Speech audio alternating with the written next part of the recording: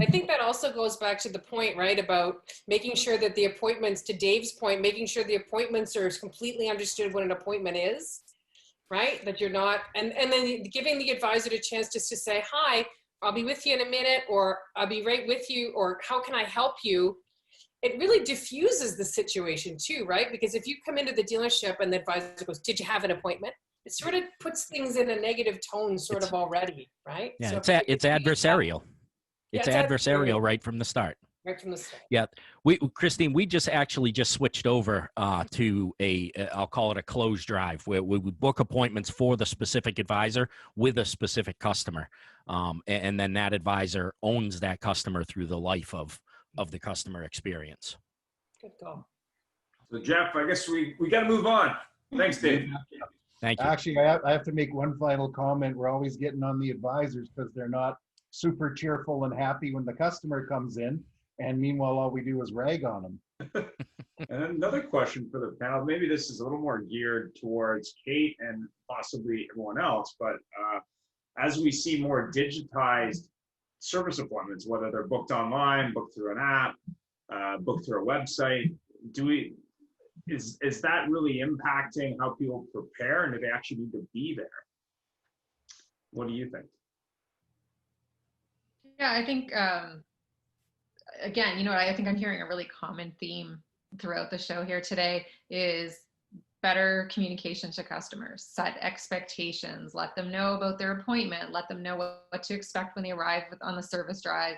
I think as long as you're doing all of that, whether it's a digital appointment, where the customer is booking online, there may be checking in from a mobile device or a kiosk and dropping their vehicle. As long as the communication is clear, I think there's still an opportunity to build a rapport and kind of have that customer satisfaction. It's obviously not going to be the same as a face-to-face relationship that you're going to build over time with your advisor, but I think that you can still have a very pleasant service experience if the communication is right throughout the process. From a technician's point of view, again, to Kate's point, from a technician's point of view, our goal is to fix the car the first time, every time. And if we can't go on that test drive with the customer to find out any squeaks, leaks, or rattles, we've got to be able to sometimes hear what they hear in order to fix the vehicle properly. In a digital world, that's going to make it more difficult. So it will become paramount, that point of communication, asking the proper questions to pinpoint so that the technician can go exactly to diagnose and treat the condition for the customer and save them that precious time.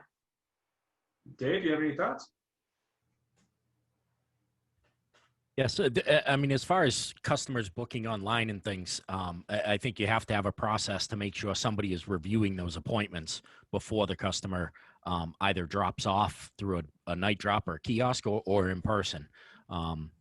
We go through our appointments 3 days ahead, so every appointment is reviewed 3 times before they get there. So if there are other things that you need, information that you need, you can find those and reach back out to the customer to get more information before they show up at the service drive.